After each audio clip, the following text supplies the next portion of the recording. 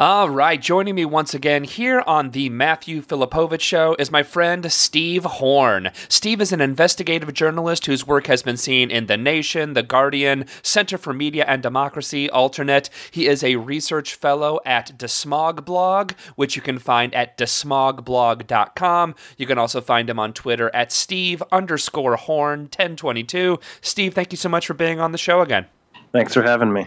All right, so Steve, President Barack Obama, all right, we can admit he said a lot of nice things about climate change in the inauguration speech. However, you recently had a report about Barack Obama's EPA that should, in fact, give people great pause as if he's serious or not. So tell us all about the report. Sure. So I guess we had to rewind maybe back to even 2010 to begin with. In 2010, a city about 30 minutes west of Dallas called Weatherford, Texas, which has lots of fracking happening there, predominantly being conducted by a company called Range Resources.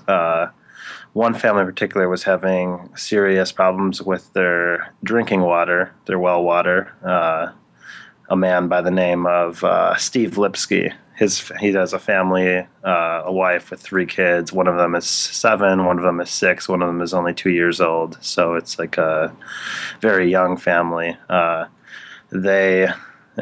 fracking happening about a mile from their house in the woods, being done by Range Resources, and they reported to the EPA that they were having these problems, that their water was bubbling, sizzling, that it seemed like there may be methane, which is natural gas, in their water.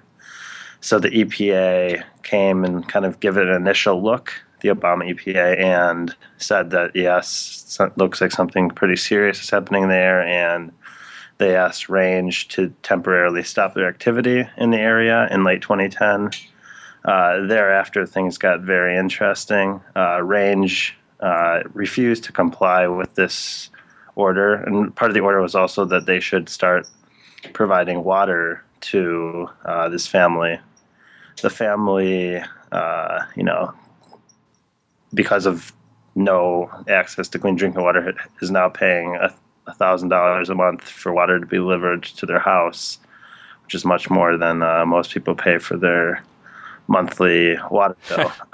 Yeah. So long story short, Range refused to do any of this. So the EPA sued Range Resources, and throughout 2011, this was a pretty big story. Real quick, Range Resources is, I don't remember if it was you or Brandon that I had on the show to talk about Range. They're the ones that uses PSYOPs techniques on local communities when trying to get people to do fracking, correct? Correct. There's been, at a 2011 conference in Houston, one of the PR heads of Range Resources admitted that the company utilizes PSYOP techniques in Pennsylvania to, quote, basically to win hearts and minds of citizens there. Range has this sordid history of doing these things in Pennsylvania. I don't think the public, obviously the public wasn't supposed to know that this took place, but right. It leaked out. So anyway, Range refuses to comply with any of these dictates, and so EPA sues. And during this lawsuit, as part of the discovery phase, the EPA contracted out a study to a guy named Jeffrey Thine, who is currently just a sort of freelance geologist, but also as a professor. He formerly worked at the Colorado School of Mines, formerly worked at the University of Wyoming.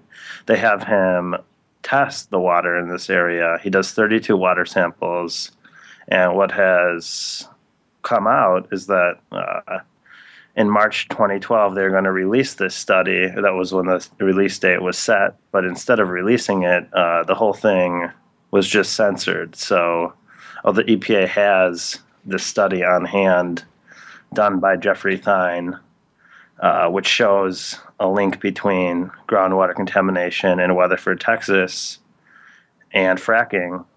They censored the report. They killed the lawsuit, and they ended the emergency order to stop fracking in this little area, this 1 mile square radius area around his house. So I guess the long story short is that the Lipsky family has been completely screwed over, and the EPA is not doing its job. I mean, if its job is to protect the environment, they've decided just to ignore something that's a serious ecological hazard and right up their nose. Okay. So again, let's just a quick summary. So the EPA hires this guy, Jeffrey Thine, to do a study on the effects of this hydro-fracking on this specific well. This man does his study. This study finds that the fracking did in fact contribute methane into this family's, the Lipsky's family's, water supply. That's what the study found. Other scientists, you looked at the study and actually confirmed it. You said that you reported in your report. So then at that point, the EPA has this smoking gun report that really should shut down Range Resources, and even more so, it is a report that really should theoretically give us serious pause and actually making us thinking about shutting down hydrofracking all over the country, because this is a report that directly links methane directly to hydrofracking, and instead of even releasing this report or even stopping Range Resources or continuing their lawsuit, the EPA out of the blue censors the report, does not publish the report, and they drop the lawsuit against Range Resources. That is correct. And I've heard from some sources that more local, so this is out of the national EPA, or the national headquarters out of D.C., people who are more regional EPA workers, I think this is in Region 6, a lot of these people are extremely angry. There may be more stuff that arises in terms of how this all took place in the coming months, but as of now, speculation is just that there was a lot of pressure obviously from Range, probably from the industry as a whole, and there are some other theories flying around about well-connected political figures who have played a part, including the likes of Ed Rendell. It's important to note that Range Research is actually headquartered in Pittsburgh, Pennsylvania.